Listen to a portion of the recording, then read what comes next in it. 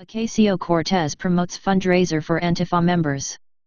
Socialist Representative Alexandria Ocasio-Cortez promoted a fundraiser last week which raised bail money for left-wing protesters, many who belong to the far-left terror group Antifa.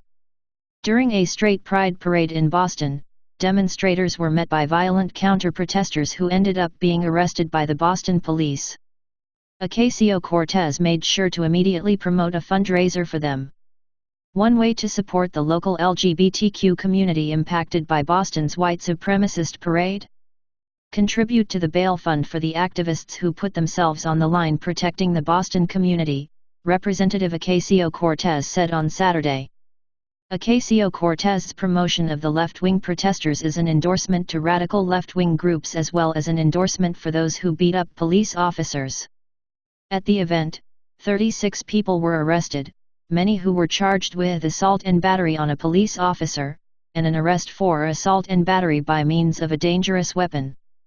The Straight Pride Parade was created as a spin-off of the Gay Pride Parade, which was organized by Super Happy Fun America, which is an organization that advocates on behalf of the straight community. Ocasio-Cortez falsely labeled the group as a bunch of white supremacists. However, the group has strongly denied having any relation with white supremacy. Check out what they had to say.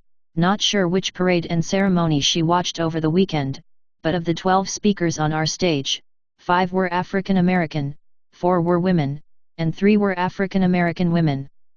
This was not intentional on our behalf. They reached out to us in support of our movement. It happened organically.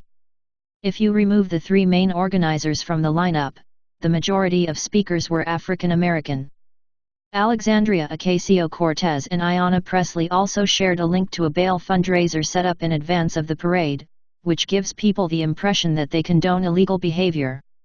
This is not a good example for elected officials to set, and contributes to dangers associated with free speech and activism in general.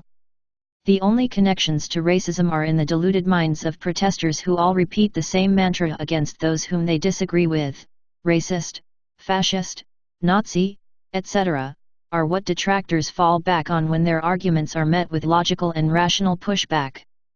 They cannot win on an intellectual level, so they resort to name-calling. Those same people must have missed the Israeli flags and African American supporters in our group.